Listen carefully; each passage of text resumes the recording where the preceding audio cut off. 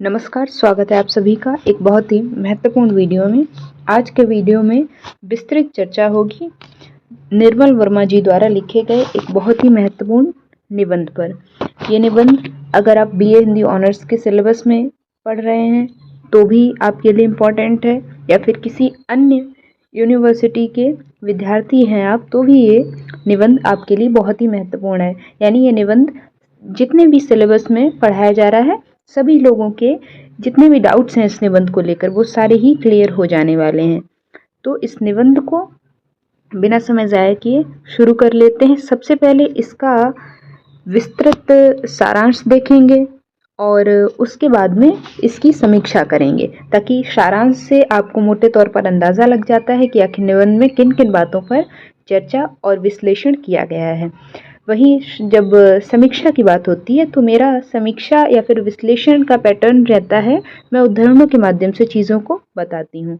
तो आप जो उदाहरण मैं देती हूँ उनको मार्क कर लिया करिए, या फिर अपनी टेक्स्ट में जो आपके पास बुक है या फिर आपने इसका प्रिंट आउट निकलवा लिया है तो उसमें अंडरलाइन करके जो बिंदु मैं बताती हूँ उनको नोट ज़रूर कर लिया करिए, ताकि जब आप बाद में रिवीजन करेंगे, खुद से पढ़ेंगे तो आप चीज़ें बहुत ही जल्दी रिमाइंड हो जाएंगी आपको, आप चीज़ें बहुत जल्दी याद करने में सक्षम हो जाएंगे। तो ये जो निबंध है रेणु समग्र मानवीय दृष्टि, ये निर्मल वर्मा जी के द्वारा लिखा गया है। वैसे तो निर्मल वर्मा जी ने यात्रा वृत्तांत जो साहित्य रहा है या फिर विधा रही है उसमें इनका बहुत ही महत्वपूर्ण योगदान है, लेकिन एक निबंधकार के रूप में भी इनका मुख्य स्थान माना जाता है। तो यहाँ पर एक नाम आया है रेणु। अब ये रेणु कौन है ये मैं बता दूं। यहाँ पर फणीश्वर नाथ रेणु जी की बात हो रही है। तो फणीश्वर नाथ रेणु जी के बारे में आप सबको पता है, इनकी रचनाएं परती परिकथा या फिर मैला आंचल आप सबने अवश्य सुनी होगी। ये जो है आंचलिक उपन्यासों के जनक या फिर प्रवर्तक कहे जाते हैं। कौन? फणीश्वर नाथ रेणु जी। तो ये तथ्य आपको पता होने चाहिए थे, क्योंकि इस निबंध के केंद्र में दो रचनाएं रखकर इस निबंध को लिखा गया है। सबसे पहली रचना है परती परिकथा और दूसरी रचना है मैला आंचल। तो ये निबंध 1958, ये सन मैंने इसलिए लिख दिया ताकि आप इसको नोट डाउन कर लें कि 1958 में ये निबंध लिखा गया था निर्मल वर्मा जी के द्वारा। तो सबसे पहले इस निबंध में रेणु जी की रचनाओं के प्रति इन्होंने एक समीक्षात्मक दृष्टि डाली है। वहीं निबंध का जो अगला भाग है या फिर अंतिम भाग है उसमें कैसे वर्मा जी रेणु से मिले थे और उनके व्यक्तित्व से प्रभावित हुए थे उस बारे में चर्चा है, जो कि मैं नहीं बताऊंगी क्योंकि वो बहुत ही आसान भाषा में लिखा गया है, तो वो आप खुद से भी समझ सकते हैं। मैं सिर्फ इस निबंध को एक्सप्लेन करूंगी। तो चलिए शुरू कर लेते हैं। सबसे पहले बात कर लेते हैं इस निबंध के सारांश पर। तो सारांश की बात करें तो ये निबंध जो है निर्मल वर्मा जी द्वारा लिखा गया है और फणीश्वर नाथ रेणु जी के उपन्यास परती परिकथा की गहराई से समीक्षा करता हुआ चलता है। कुल मिलाकर निर्मल वर्मा जी ने इस निबंध के माध्यम से फणीश्वर नाथ रेणु जी के उपन्यासों पर जो अन्य आलोचक आलोचनाएं करते रहे हैं उसमें निहित आंचलिकता के आधार पर या कई अन्य तथ्यों के आधार पर उस पर आधारित है ये संपूर्ण निबंध। इसमें लेखक कौन? निर्मल वर्मा जी समकालीन आलोचना पद्धति की सीमाओं की ओर इशारा करते हैं और बताते हैं कि कैसे वैचारिक मानदंडों ने कृति की मूल संवेदना को ढक दिया है। यानी कि पूर्व निर्धारित मापदंडों के चलते जो प्रिज्यूडिस हम सेट कर लेते हैं, आलोचक सेट कर लेते हैं, फिर वो उसी आधार पर उन्हीं मापदंडों के कटघरे में खड़ा करते हैं किसी भी रचनाकार की रचना को। तो उन मापदंडों को, पूर्व निर्धारित मापदंडों को बदलना होगा। यानी किसी भी रचना की समीक्षा करने से पहले हमारे दिमाग में कोई प्रिज्यूडिस सेट नहीं होने चाहिए। अगर हमारे दिमाग में पहले से ही कुछ मापदंड सेट हो गए होंगे तो हम उन्हीं के आधार पर उस रचना की समीक्षा कर देंगे। आगे वे बताते हैं यह उपन्यास कौन सा परती परिकथा पारंपरिक कथा शिल्प से भिन्न है और इसमें जीवन की बहुआयामी ध्वनियाँ, रंग, संवेदनाएं एक गतिशील प्रवाह की तरह उपस्थित हैं। आलोचकों का क्या कहना है? आलोचकों का कहना है कि रेणु जी के उपन्यासों में, फिर चाहे वो परती परिकथा हो या फिर मैला आंचल हो, उनमें सिर्फ और सिर्फ आंचलिकता ही दिखाई देती है। तो इस बात का खंडन करते हुए नजर आते हैं इस निबंध के माध्यम से निर्मल वर्मा जी। अब निर्मल वर्मा जी जो हैं वो बताते हैं कि लेखक उपन्यास में वर्णित ग्राम्य जीवन को जटिल, बहुरूपी और सामाजिक राजनीतिक रूप से सघन मानते हैं। वे इस बात को स्वीकार करते हैं कि उपन्यास में एक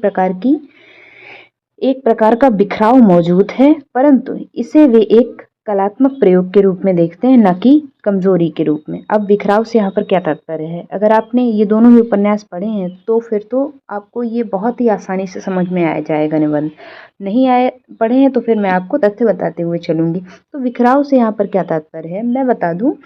जो फणीश्वरनाथ रेणु जी हैं उनके उपन्यासों की एक विशेषता रहती है, एक तो उनमें आंचलिकता होती ही होती है, दूसरी विशेषता ये रहती है कि रेणु जी के उपन्यासों में पात्र बहुत अधिक होते हैं, पात्र बहुलता होती है, जिसके चलते सबकी अलग अलग कहानी चल रही होती है, तो जाहिर सी बात है वहां बिखराव हो जाता है।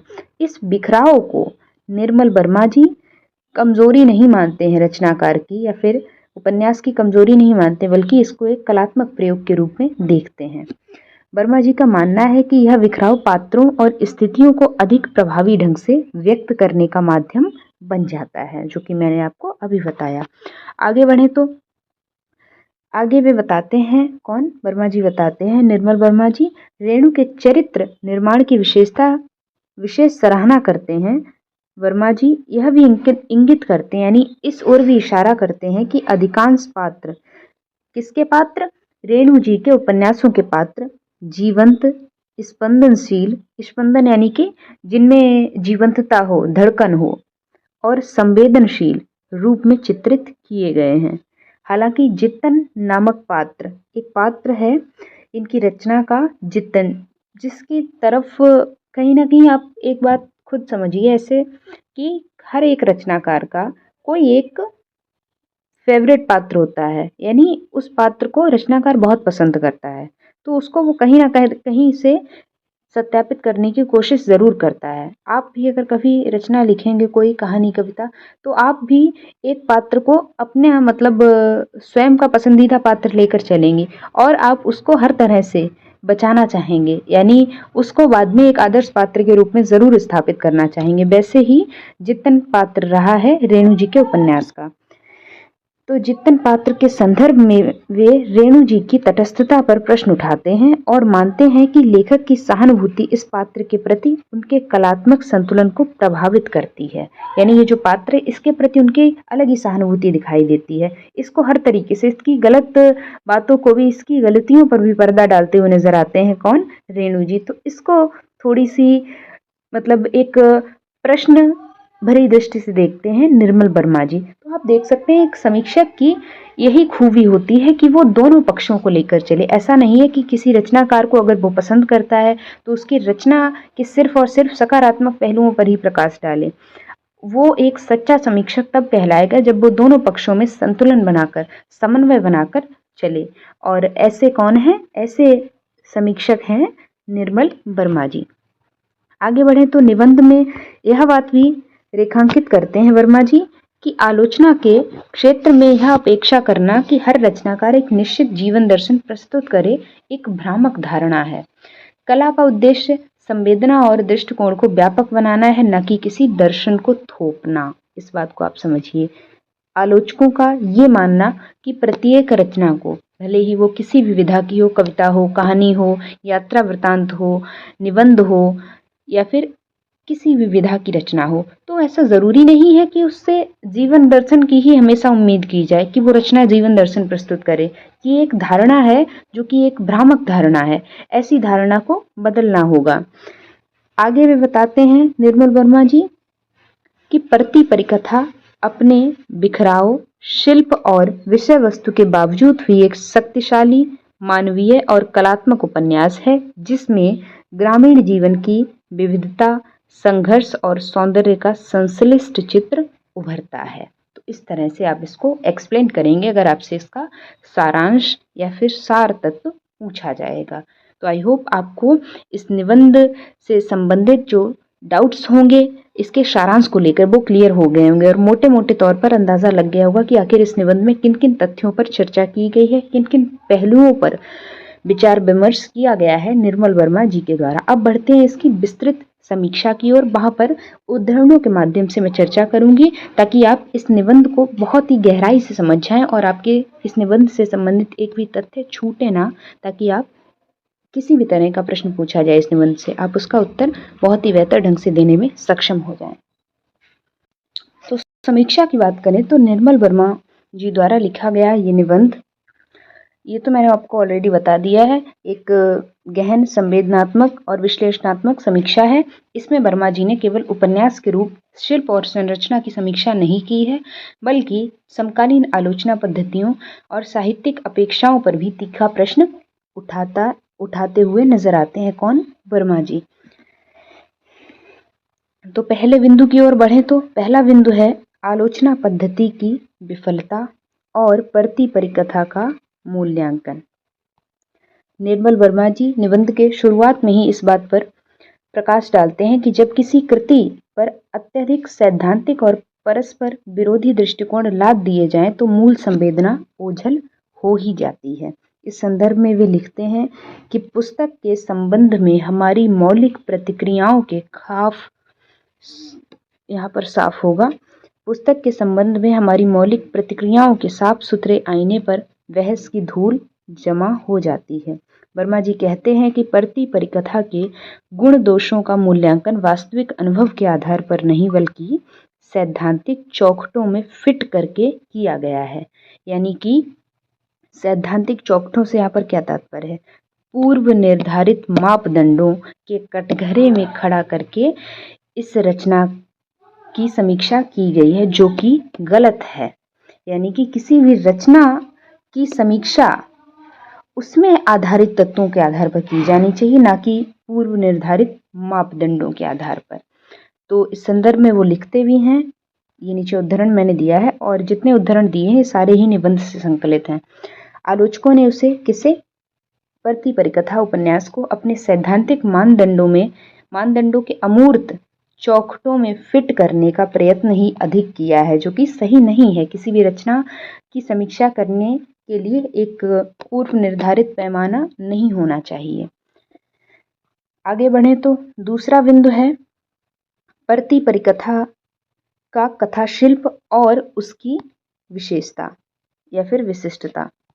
निर्मल वर्मा जी परती परिकथा को एक कार्निवाल की तरह देखते हैं। कार्निवाल यानी कि मेला, जो अनुभवों और संवेदनाओं का बहुरंगी प्रवाह है। अब कार्निवाल शब्द का यहाँ पर प्रयोग क्यों किया गया? कार्निवाल मेला होता है। मेला में क्या होता है? भीड़ भाड़ होती है, शोर शराबा होता है, कहीं कोई खेल चल रहा होता है, कहीं दुकानें लगी होती हैं, कहीं मिठाई की दुकान लगी होती हैं, कहीं कुल्फी की दुकानें लगी होती हैं, कहीं झूले लगे होते हैं विभिन्न प्रकार के। तो कार्निवाल क्या है? विविधता में एकता का संकेतक है ये शब्द मेला। तो इसी तरह से परती परिकथा को देखते हैं निर्मल वर्मा जी, यानी वहां पे भी पात्र बहुत हैं लेकिन वहां पर भी विविधता में एकता है।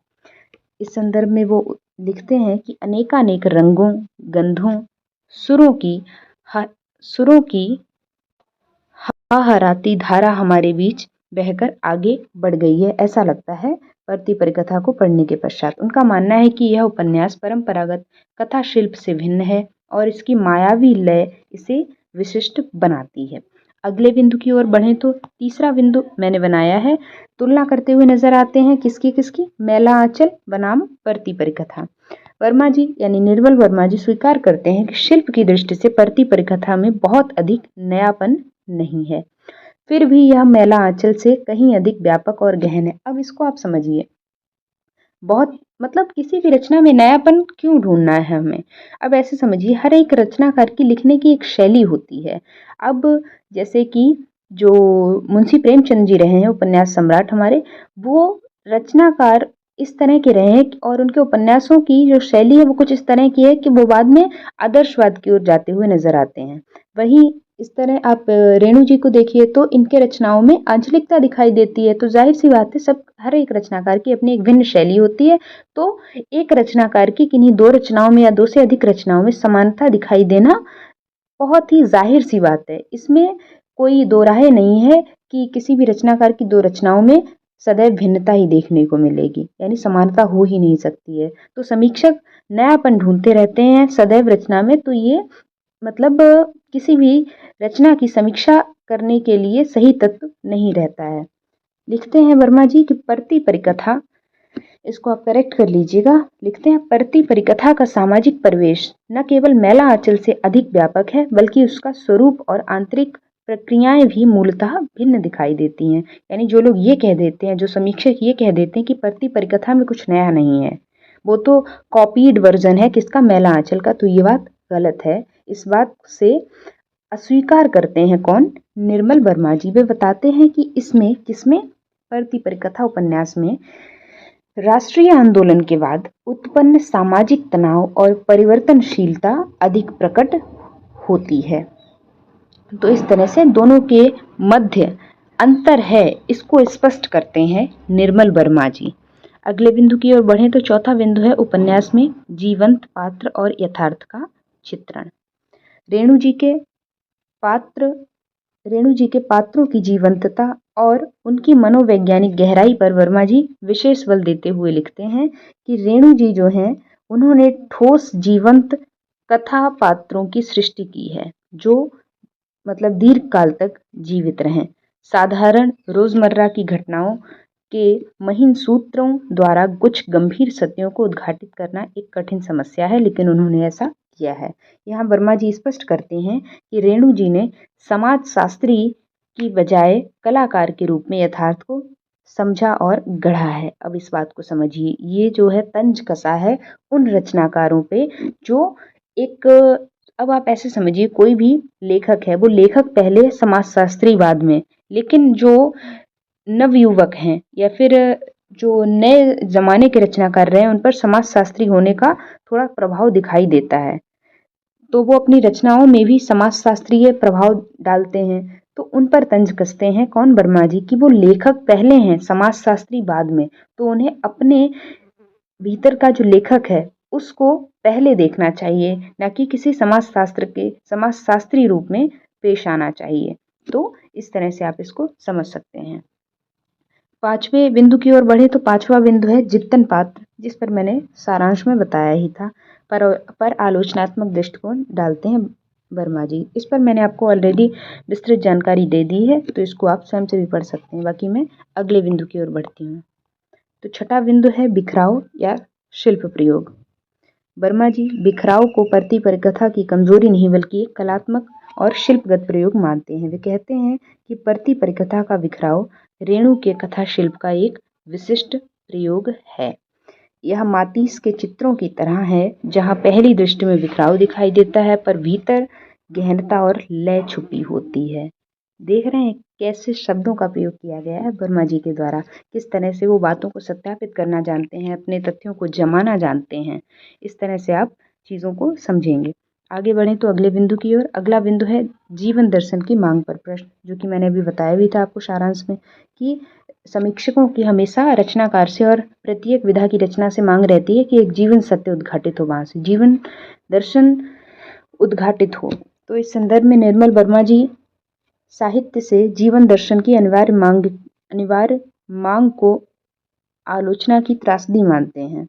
वे कहते हैं कि हमारी आलोचना पद्धति की ट्रेजेडी ही यह रही है कि हम हर कलाकार से एक जीवन दर्शन की मांग करते हैं।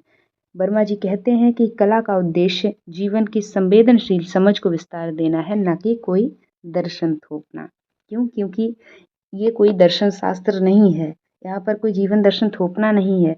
आपको तथ्य सामने रखने हैं, समाज की घटनाएं सामने रखनी है, यथार्थवाद सामने रखना है और पाठक पर छोड़ देना है कि वो किस तरह से यहाँ से अपने जीवन सत्य को निकाले, जीवन दर्शन को निकाले।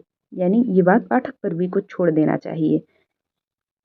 आगे बढ़ें तो अभी तक हमने जो पढ़ा उसका एक निष्कर्ष निकाल लेते हैं, क्योंकि हर एक आंसर को वाइंड अप भी करना ज़रूरी होता है। ऐसे ही आपको उत्तर लिखना चाहिए, यही एक सही फॉर्मेट होता है कि पहले तो आपने थोड़ा सा रचनाकार के बारे में बताया, फिर जो उत्तर है उसको बताया, यानी प्रश्न में क्या पूछा गया, उसके बाद उसको वाइंड अप भी करना चाहिए, जिसको निष्कर्ष कहते हैं।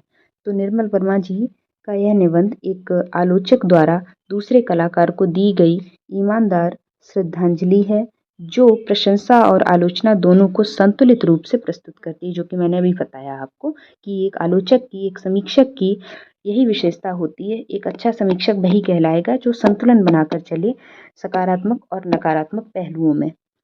निर्मल वर्मा जी जो हैं, रेणु की कलात्मक दृष्टि, ग्राम्य जीवन के सूक्ष्म चित्रण और शिल्पगत प्रयोगों की सराहना करते हैं, पर साथ ही कुछ भावनात्मक पक्षपात जैसे कि जिद्दन पात्र के प्रति जो रहे हैं पर स्पष्ट आलोचना भी करते हैं, यानी प्रश्न भी उठाते हैं। ऐसा नहीं है कि सिर्फ सराहना ही सराहना करते चले जाएं। तो इस तरह से आप चीज़ों को आई होप समझ गए होंगे। बाकी अगर कोई डाउट या क्वेरी रहती है तो आपके लिए कमेंट सेक्शन हमेशा ओपन रहता है। आप जैसा भी आपका डाउट है, जो भी डाउट है, आप चैनल पर या फिर इसी वीडियो के कमेंट सेक्शन में कमेंट कर सकते हैं। और अगर आपको किसी टॉपिक में प्रॉब्लम है तो वो भी आप मुझे बता सकते हैं, मैं उस पर वीडियो बना दूंगी। और एक श्योर चैनल को सब्सक्राइब ज़रूर करें क्योंकि ये चैनल सिर्फ और सिर्फ आपकी हेल्प के लिए बनाया गया है। तो अपने साथियों को भी चैनल से जोड़ें ताकि मैं एक व्यापक स्तर पर आप लोगों की मदद कर पाऊँ। और अगर आप मुझसे व्यक्तिगत तौर पर कोई सुझाव लेना चाहते हैं या फिर मुझसे जुड़ना चाहते हैं व्यक्तिगत तौर पर, तो आप मुझसे इंस्टाग्राम पर भी जुड़ सकते हैं, जिसकी लिंक आपको डिस्क्रिप्शन बॉक्स में मिल जाएगी। तो वीडियो को यहीं पे एंड करते हैं। मिलते हैं किसी अन्य महत्वपूर्ण वीडियो में अन्य महत्वपूर्ण टॉपिक के साथ में। तब तक के लिए चैनल पर जाइए। मैंने बहुत सारे वीडियोस चैनल पर ऑलरेडी अपलोड कर दिए हैं, जाकर चैनल पर देखिए। आप जिस टॉपिक में आपको दिक्कत है यूट्यूब पर टॉपिक सर्च करिए, साथ में मेरे चैनल का नाम डाल दीजिए, आपको वीडियो ज़रूर ही मिल जाएगी। बाकी प्लेलिस्ट भी हर पेपर को लेकर बनाई जा चुकी हैं, तो आप प्लेलिस्ट के थ्रू भी आसानी से कोई भी वीडियो ढूंढ सकते हैं। मिलते हैं किसी अन्य महत्वपूर्ण वीडियो में। Thanks for watching this video.